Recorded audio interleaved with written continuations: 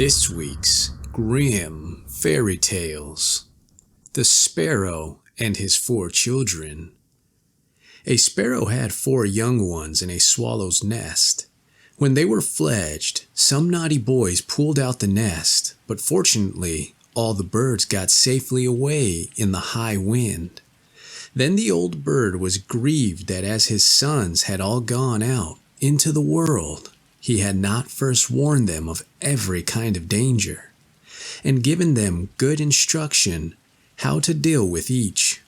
In the autumn, a great many sparrows assembled together in a wheat field, and there the old bird met his 4 children again, and full of joy took them home with him. "Ah, my dear sons, what pain I have been in about you all through the summer, because you got away in the wind without my teaching. Listen to my words, obey your father, and be well on your guard.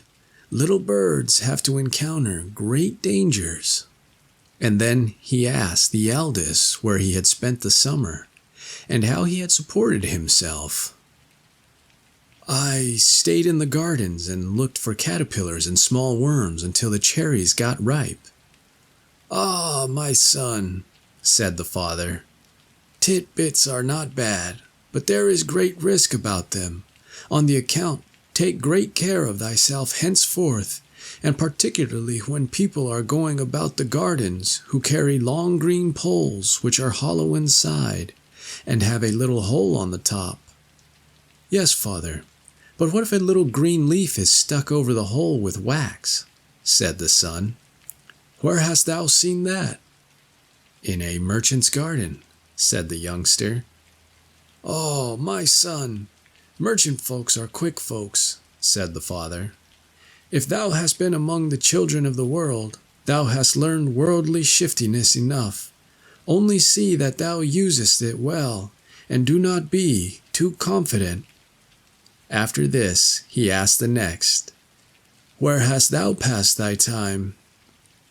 "At court," said the son. "Sparrows and silly little birds are of no use in that place. There one finds much gold, velvet, silk, armor, harnesses, sparrowhawks, screech owls, and hen harriers. Keep to the horses' stable where they winnow oats, or thresh, and then fortune may give thee thy daily gain of corn in peace." "Yes, father," said the son, "but when the stable boys make traps and fix their gins and snares in the straw, many a one is caught fast." "Where hast thou seen that?" said the old bird. "At court, among the stable boys." "Oh, my son, court boys are bad boys. If thou hast been to court and among the lords, and hast left no feathers there, thou hast learnt a fair amount, and wilt know very well how to go about the world. But look around thee and above thee, for the wolves devour the wisest dogs."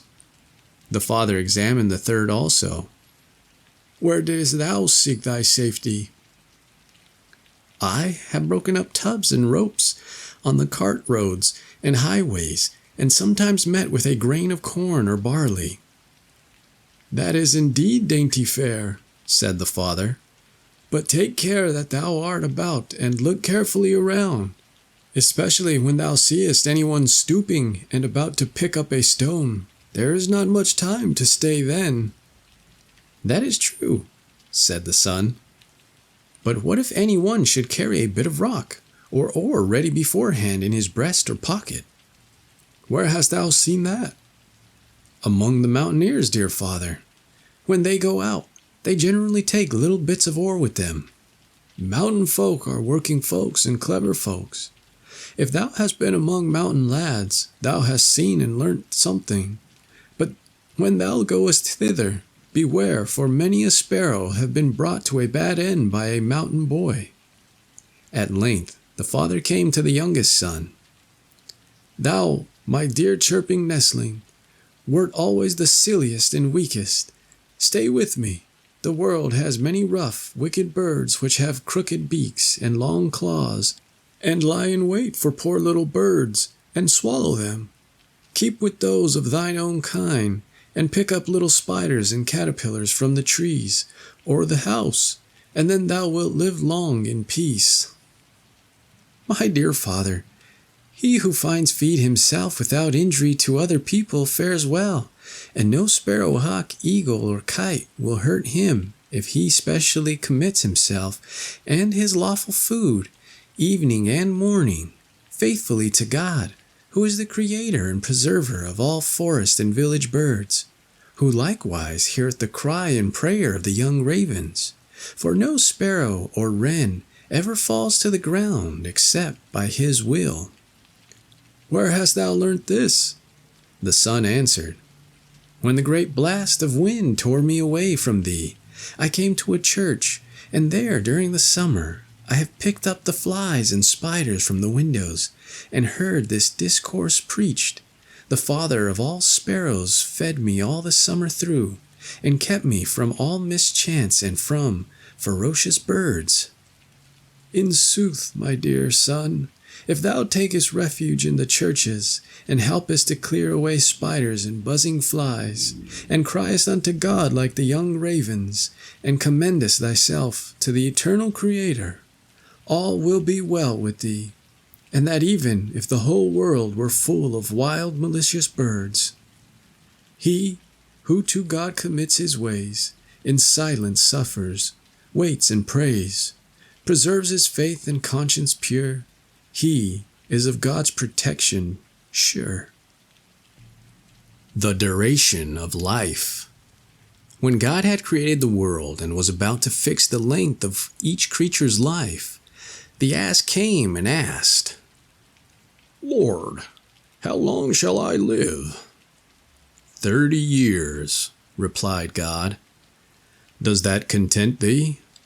Ah, Lord, answered the ass, that is a long time. Think of my painful existence, to carry heavy burdens from morning to night, to drag sacks of corn to the mill, and others may eat bread to be cheered and refreshed with nothing but blows and kicks. Relieve me of a portion of this long time. Then God had pity on him, and relieved him of 18 years. The ass went away comforted, and the dog appeared. How long wouldst thou like to live? Said God to him. 30 years are too many for the ass, but thou wilt be satisfied with that. Lord, answered the dog, is that thy will? Consider how I shall have to run. My feet will never hold out so long. And when I have once lost my voice for barking, and my teeth for biting, what will be left of me to do but run from one corner to another and growl? God saw that he was right, and released him from 12 years of life. Then came the monkey. Thou wilt certainly live 30 years willingly, said the Lord to him. Thou hast no need to work as the ass and the dog have to do, and wilt always enjoy thyself. Ah, Lord, he answered, it may seem as if that were the case, but it is quite different. When it rains porridge, I have no spoon. I am always to play merry pranks, and make faces which force people to laugh. And if they give me an apple, and I bite into it, why, it is sour. How often sadness hides itself behind mirth. I shall never be able to hold out for 30 years. God was gracious, and took off 10. At last man appeared, joyous, healthy, and vigorous, and begged God to appoint his time for him. 30 years shalt thou live, said the Lord. Is that enough for thee? What a short time, cried man. When I have built my house and my fire burns on my own hearth, when I have planted trees which blossom and bear fruit, and am just intending to enjoy my life, I am to die? Oh, Lord, lengthen my time. I will add it to the ass's 18 years, said God. That is not enough, replied the man. Thou shalt also have the dog's 12 years. Still too little. Well then, said God, I will give thee the monkey's 10 years also, but more thou shalt not have. The man went away, but was not satisfied. So man lives 70 years. The first 30 are his human years, which are soon gone. Then, is he healthy, merry, works with pleasure, and is glad of his life? Then follow the ass's 18 years, when one burden after another is laid on him. He has to carry the corn which feeds others, and blows and kicks are the reward of his faithful service. Then come the dog's 12 years, when he lies in the corner and growls and has no longer any teeth to bite with.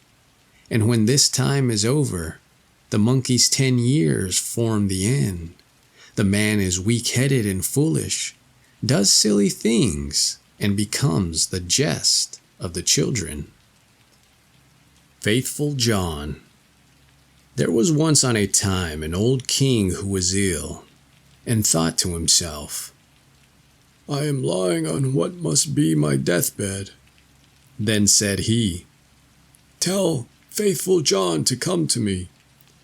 Faithful John was his favorite servant, and was so called because he had for his whole life long been so true to him.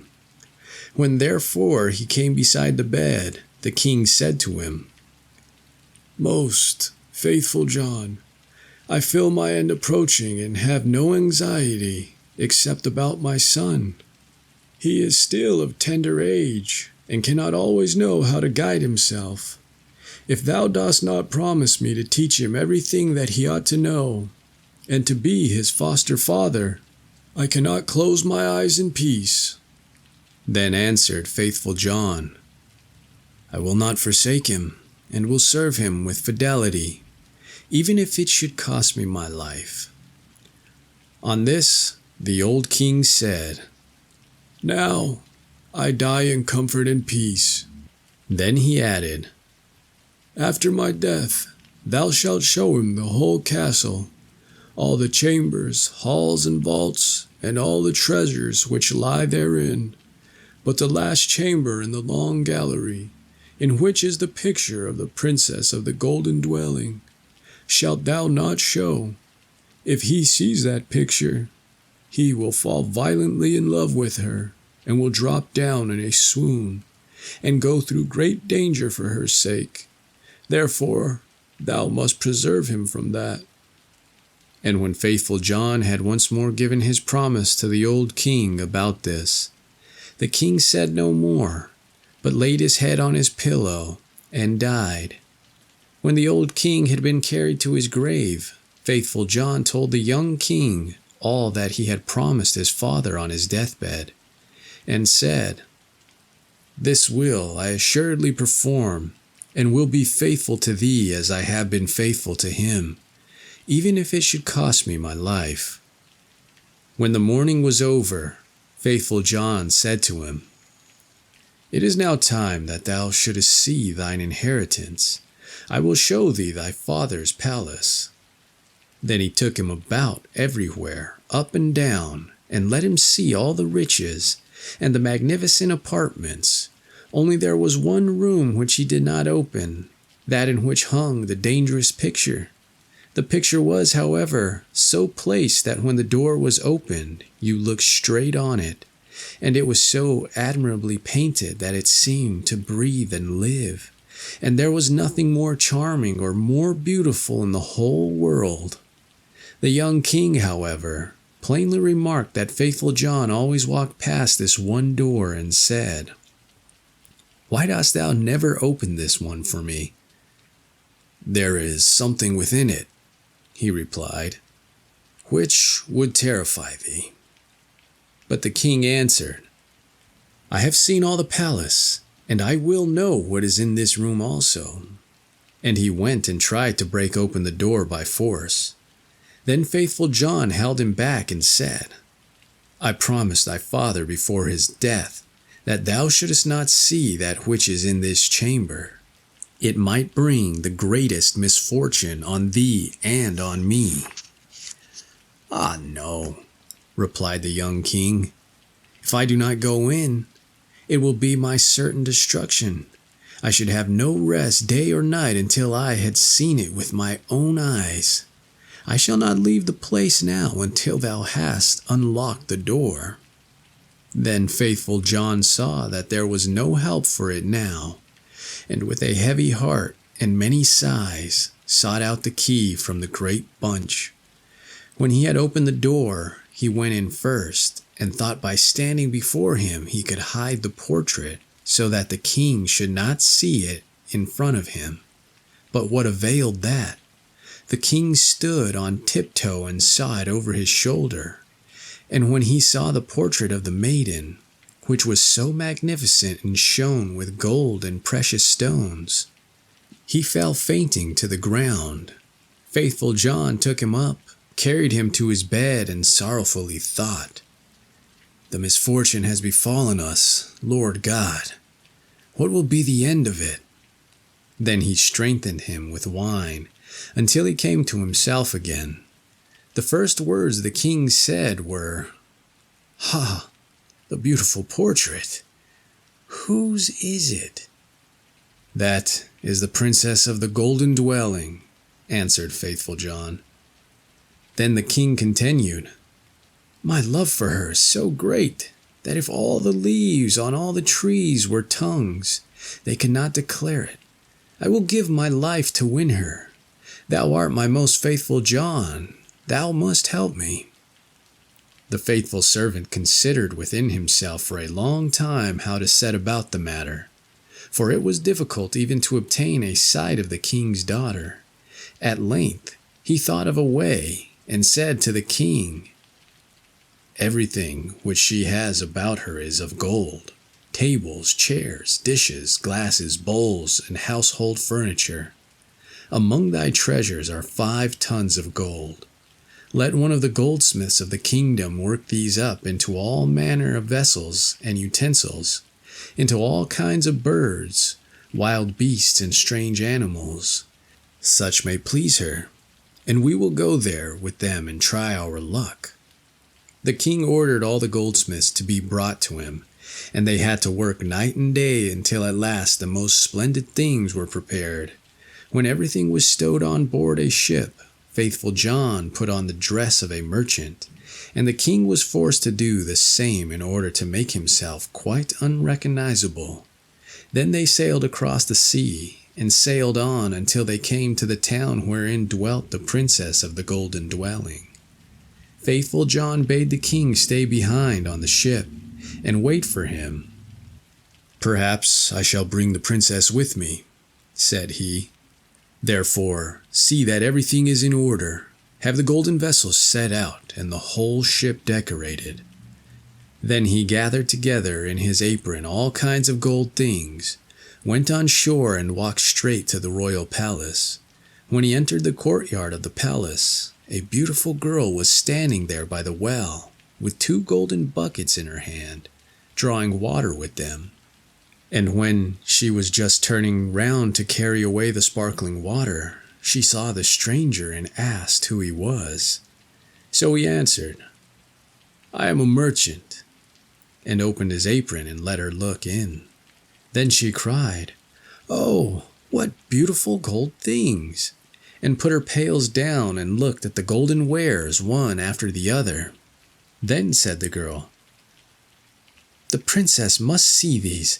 She has such great pleasure in golden things that she will buy all you have." She took him by the hand and led him upstairs, for she was the waiting maid. When the king's daughter saw the wares, she was quite delighted and said, "They are so beautifully worked that I will buy them all of thee." But faithful John said, "I am only the servant of a rich merchant. The things I have here are not to be compared with those my master has in his ship. They are the most beautiful and valuable things that have ever been made in gold." She wanted to have everything brought to her there, but he said, "There are so many of them that it would take a great many days to do that, and so many rooms would be required to exhibit them, that your house is not big enough." Then her curiosity and longing were still more excited, until at last she said, Conduct me to the ship. I will go there myself, and behold the treasures of thine master." On this faithful John was quite delighted, and led her to the ship. And when the king saw her, he perceived that her beauty was even greater than the picture had represented it to be, and thought no other than that his heart would burst in twain. Then she got into the ship, and the king led her within.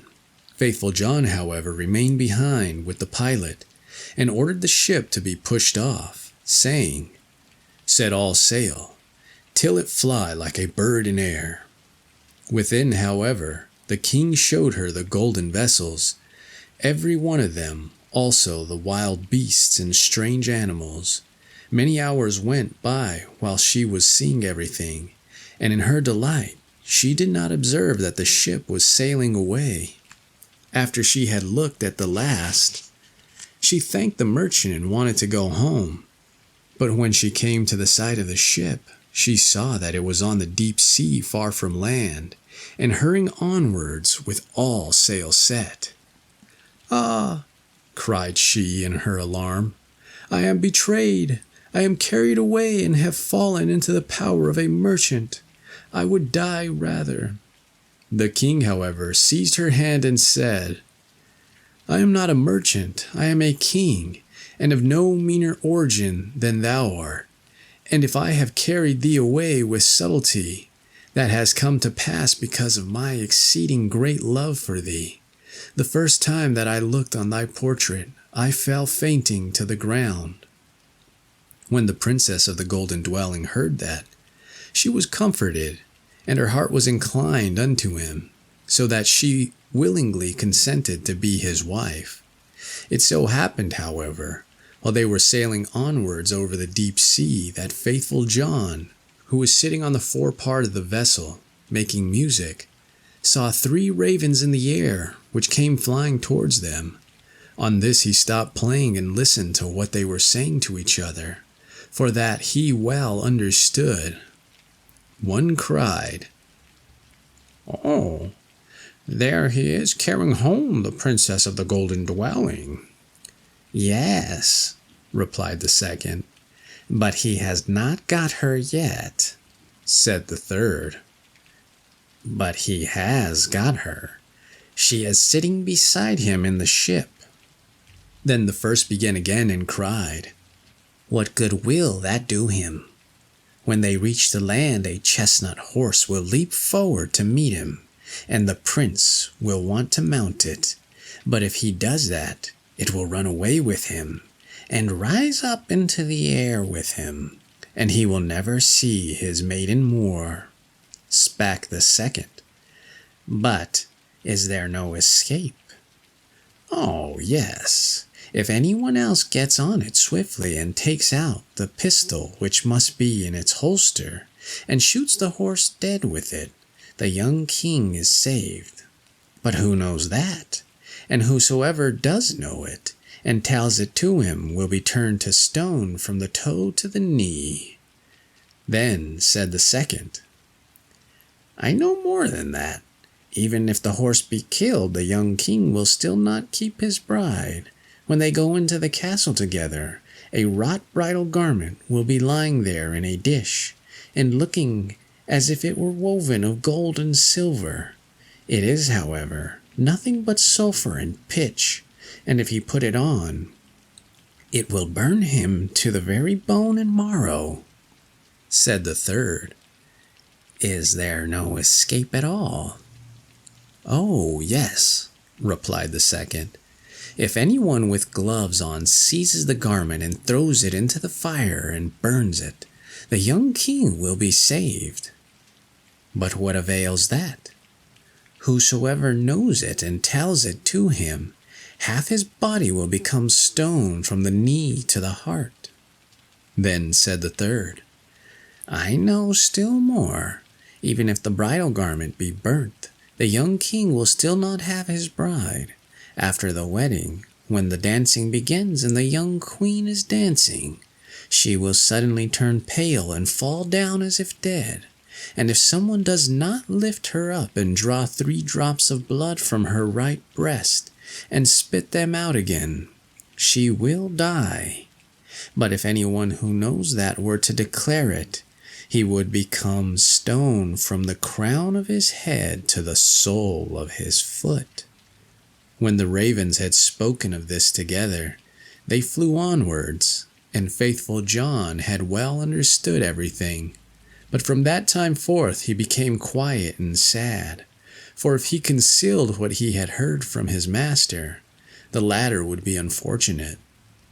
And if he discovered it to him, he himself must sacrifice his life. At length, however, he said to himself, "I will save my master, even if it brings destruction on myself."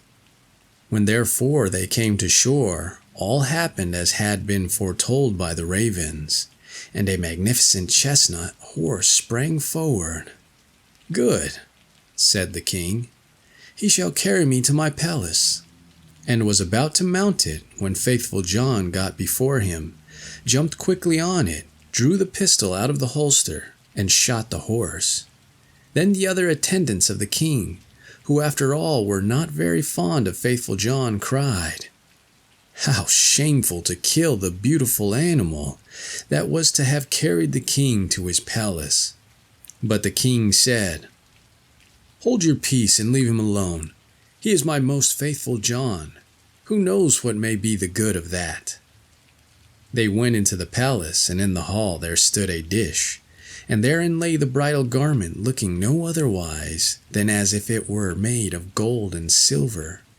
The young king went towards it, and was about to take hold of it, but faithful John pushed him away, seized it with gloves on, carried it quickly to the fire, and burnt it.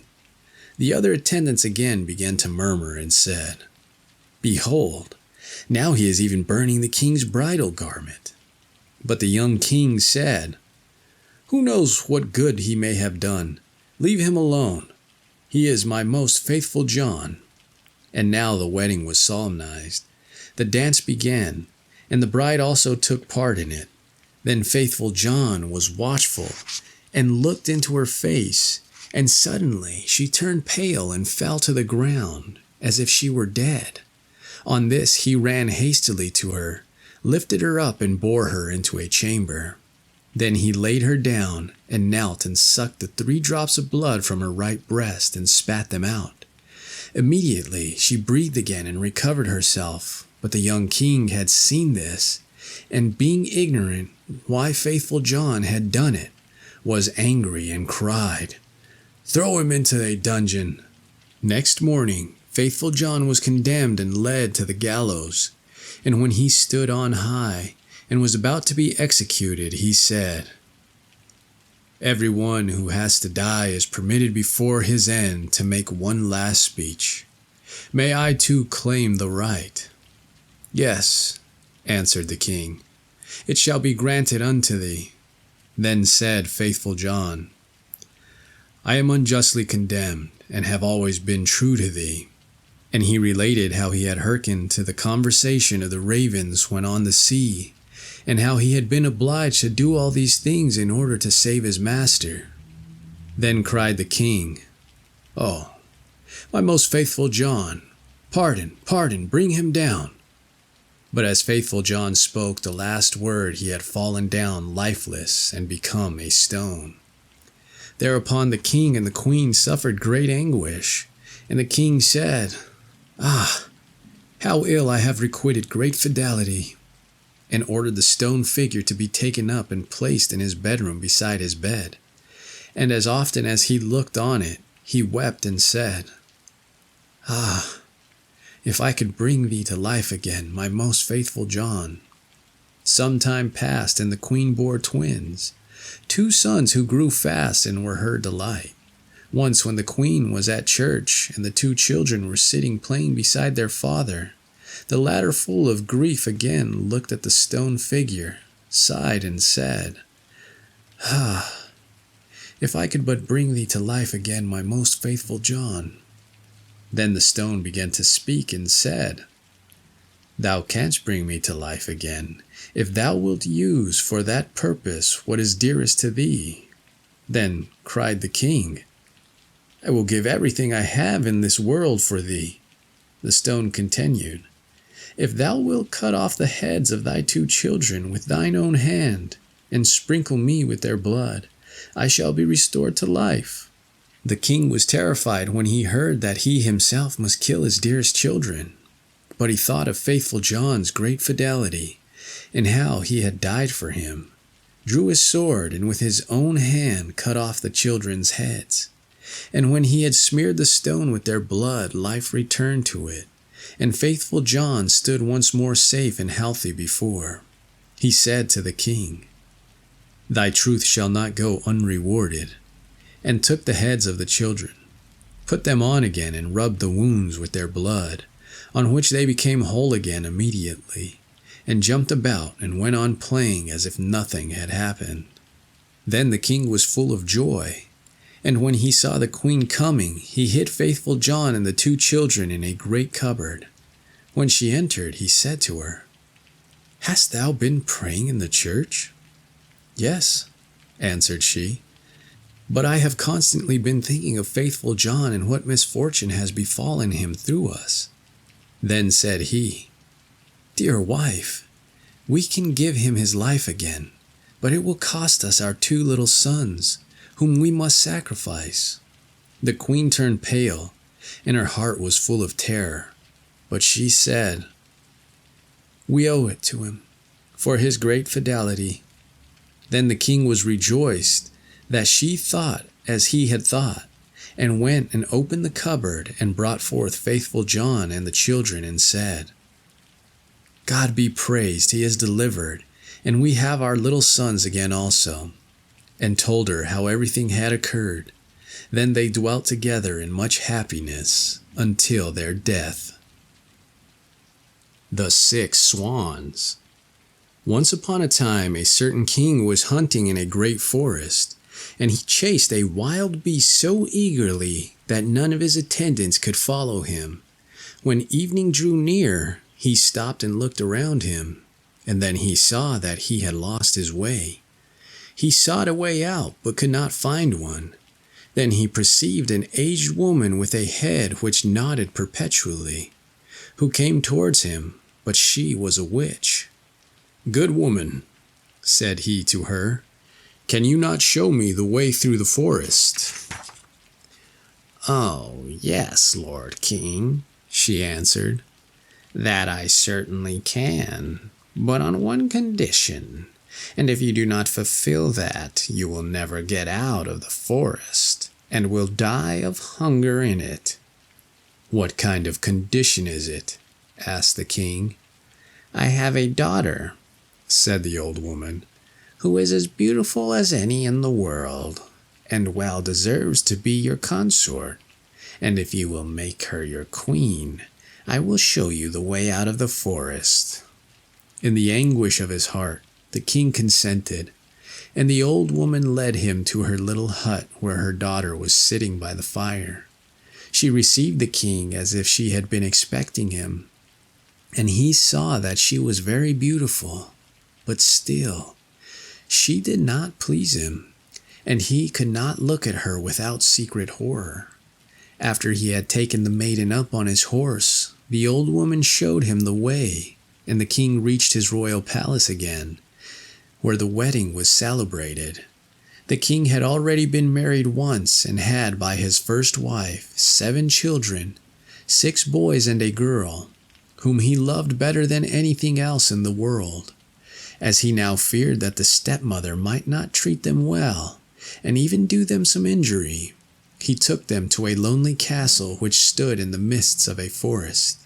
It lay so concealed, and the way was so difficult to find that he himself would not have found it, if a wise woman had not given him a ball of yarn with wonderful properties. When he threw it down before him, it unrolled itself and showed him his path. The king, however, went so frequently away to his dear children that the queen observed his absence. She was curious and wanted to know what he did when he was quite alone in the forest. She gave a great deal of money to his servants, and they betrayed the secret to her. and told her likewise of the ball which alone could point out the way. And now she knew no rest until she had learnt where the king kept the ball of yarn. And then she made little shirts of white silk, and as she had learnt the art of witchcraft from her mother, she sewed a charm inside them. And once when the king had ridden forth to hunt, she took the little shirts and went into the forest, and the ball showed her the way. The children, who saw from a distance that someone was approaching, thought that their dear father was coming to them, and full of joy ran to meet him. Then she threw one of the little shirts over each of them, and no sooner had the little shirts touched their bodies than they were changed into swans, and flew away over the forest. The queen went home quite delighted and thought she had got rid of her stepchildren. But the girl had not run out with her brothers, and the queen knew nothing about her. Next day, the king went to visit his children, but he found no one but the little girl. "Where are thy brothers?" asked the king. "Alas, dear father," she answered, "they have gone away and left me alone." And she had told him that she had seen from her little window how her brothers had flown away over the forest in the shape of swans. And she showed him the feathers which they had let fall in the courtyard, and which she had picked up. The king mourned, but he did not think that the queen had done this wicked deed. And as he feared that the girl would also be stolen away from him, he wanted to take her away with him. But she was afraid of her stepmother and entreated the king to let her stay just this one night more in the forest castle. The poor girl thought, "I can no longer stay here. I will go and seek my brothers." And when night came, she ran away and went straight into the forest. She walked the whole night long, and next day also without stopping until she could go no farther for weariness. Then she saw a forest hut, and went into it, and found a room with 6 little beds, but she did not venture to get into one of them, but crept under one, and lay down on the hard ground, intending to pass the night there. Just before sunset, however, she heard a rustling, and saw 6 swans come flying in at the window. They alighted on the ground and blew at each other, and blew all the feathers off, and their swans' skins stripped off like a shirt. Then the maiden looked at them and recognized her brothers, was glad and crept forth from beneath the bed. The brothers were not less delighted to see their little sister, but their joy was of short duration. "Here canst thou not abide," they said to her. "This is a shelter for robbers. If they come home and find thee, they will kill thee." "But can you not protect me?" asked the little sister. "No," they replied. "Only for 1/4 of an hour each evening can we lay aside our swan skins, and have during that time our human form. After that we are once more turned into swans." The little sister wept and said, "Can you not be set free?" "Alas, no," they answered. "The conditions are too hard. For 6 years thou mayest neither speak nor laugh, and in that time thou must sew together 6 little shirts of store for us, and if one single word falls from thy lips, all thy work will be lost." And when the brothers had said this, the 1/4 of an hour was over, and they flew out of the window again as swans. The maiden, however, firmly resolved to deliver her brothers, even if it should cost her her life. She left the hut, went into the midst of the forest, seated herself on a tree, and there passed the night. Next morning she went out and gathered starwort and began to sew. She could not speak to anyone, and she had no inclination to laugh. She sat there and looked at nothing but her work. When she had already spent a long time there, it came to pass that the king of the country was hunting in the forest, and his huntsmen came to the tree on which the maiden was sitting. They called to her and said, "Who art thou?" But she made no answer. "Come down to us," said they. "We will not do thee any harm." She only shook her head. As they pressed her further with questions, she threw her golden necklace down to them, and thought to content them thus. They, however, did not cease, And then she threw her girdle down to them, and as this also was to no purpose, her garters, and by degrees everything that she had on that she could do without until she had nothing left but her shift. The huntsmen, however, did not let themselves be turned aside by that, but climbed the tree and fetched the maiden down and led her before the king. The king asked, "Who art thou? What art thou doing on the tree?" But she did not answer. He put the question in every language that he knew, but she remained as mute as a fish. As she was so beautiful, the king's heart was touched, and he was smitten with a great love for her. He put his mantle on her, took her before him on his horse, and carried her to his castle. Then he caused her to be dressed in rich garments, and she shone in her beauty like bright daylight, but no word could be drawn from her. He placed her by his side at table, and her modest bearing and courtesy pleased him so much that he said, "She is the one whom I wish to marry, and no other woman in the world." And after some days he united himself to her. The king, however, had a wicked mother who was dissatisfied with this marriage and spoke ill of the young queen. "Who knows," said she, "from whence the creature who can't speak comes? She is not worthy of a king." After a year had passed, when the queen brought her first child into the world, the old woman took it away from her and smeared her mouth with blood as she slept. Then she went to the king and accused the queen of being a man-eater. The king would not believe it and would not suffer anyone to do her any injury. She, however, sat continually sewing at the shirts and cared for nothing else. The next time, when she again bore a beautiful boy, the false stepmother used the same treachery, but the king could not bring himself to give credit to her words. He said, "She is too pious and good to do anything of that kind. If she were not dumb and could defend herself, her innocence would come to light."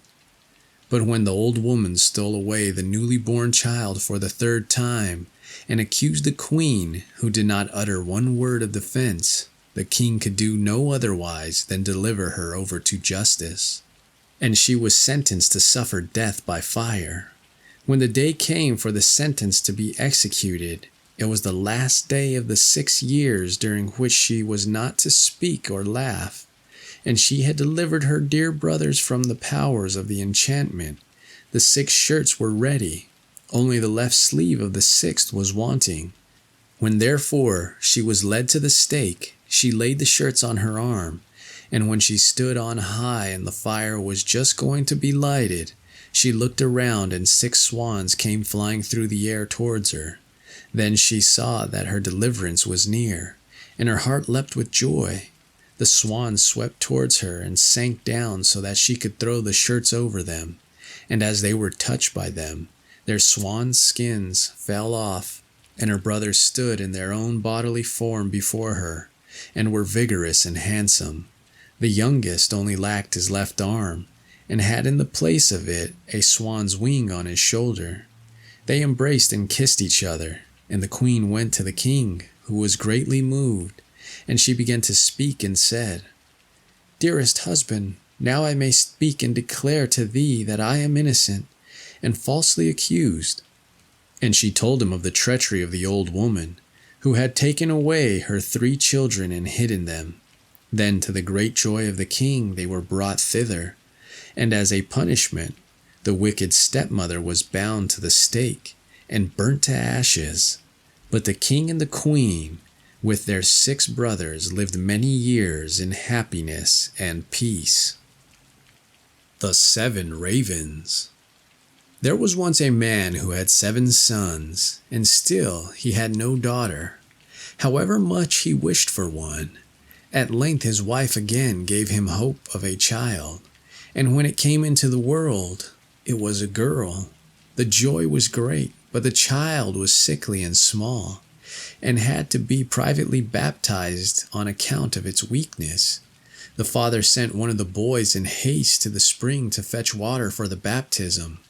The other 6 went with him, and as each of them wanted to be first to fill it, the jug fell into the well.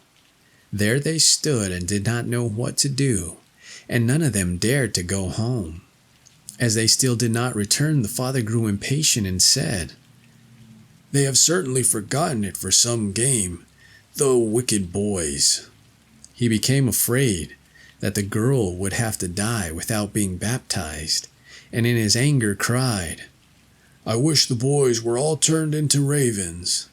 Hardly was the word spoken before he heard a whirring of wings over his head in the air, looked up and saw 7 coal-black ravens flying away.